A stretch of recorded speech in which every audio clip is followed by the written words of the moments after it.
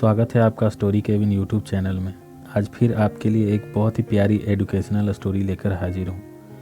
आज की कहानी आज के युवाओं के लिए है जो शौक़ पूरा करने के लिए कभी कभी गलत संगत में पड़कर अपने माँ बाप और अपने भविष्य को दांव पर लगा लेते हैं। ये भी नहीं सोचते कि उसके माँ बाप को उनसे कितनी उम्मीदें जुड़ी हुई है। आइए कहानी शुरू करते हैं। तब तक चैनल को सब्सक्राइब और वीडियो को लाइक कर दें।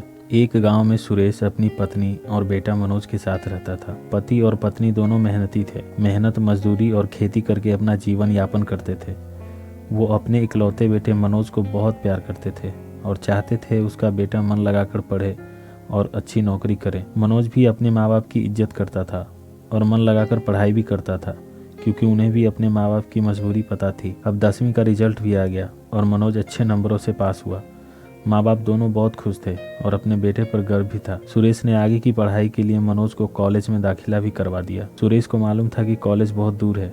उसके बेटे को पढ़ाई में परेशानी न हो, इसके लिए मनोज को हॉस्टल में रहकर पढ़ाई पूरी करने की सलाह दी। मनोज अपने माँ बाप से कभी दूर नहीं रहा था और ये भी पता था कि उसकी आमदनी भी बहुत ज़्यादा नहीं है। फिर भी माँ बाप की जिद के कारण हॉस्टल चला गया।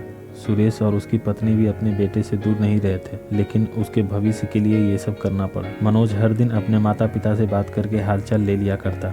इसी बीच मनोज की संगत कुछ बुरे स्टूडेंट के साथ हो गई। धीरे धीरे नशा भी करना शुरू कर दिया। सिगरेट पीना, शराब पीना उसकी आदत सी हो गई थी। इस कारण उसके खर्चे भी बढ़ गए थे। इन सब से अनजान सुरेश बेटे को पैसा भेजता रहा ताकि मनोज को पढ़ाई में दिक्कत ना हो। अब मनोज अपने घर बात करता तो पैसे का ही डिमांड करता। सुरेश को अब कुछ संदेह होने लगा था कि इतनी जल्दी रुपये कैसे ख़त्म हो जा रहे थे, जबकि पैसे भेजे अभी महीने भर भी नहीं हुआ था।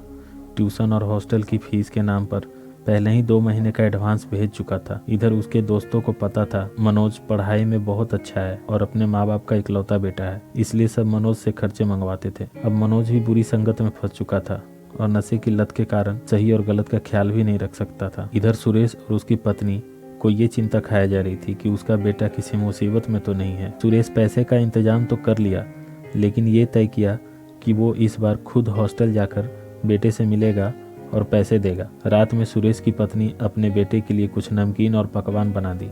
कल होते ही सुरेश अपने बेटे के पास निकल गया। रास्ते में ये सोचकर बहुत खुश था कि बहुत दिनों बाद अपने बेटे से मिलने जा रहा है। हॉस्टल के बाहर उसे कुछ स्टूडेंट सिगरेट पीते नजर आ गए।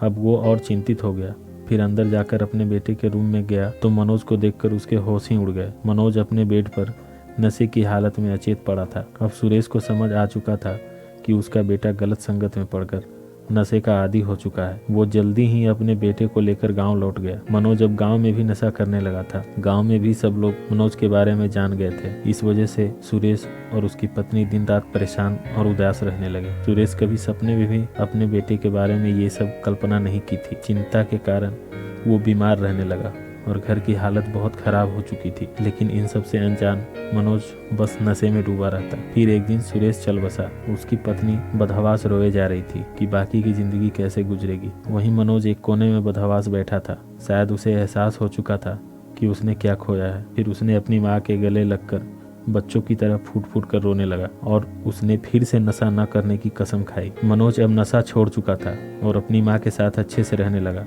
लेकिन अब काफ़ी देर हो चुका था। इसे इसकी बहुत बड़ी कीमत चुकानी पड़ी।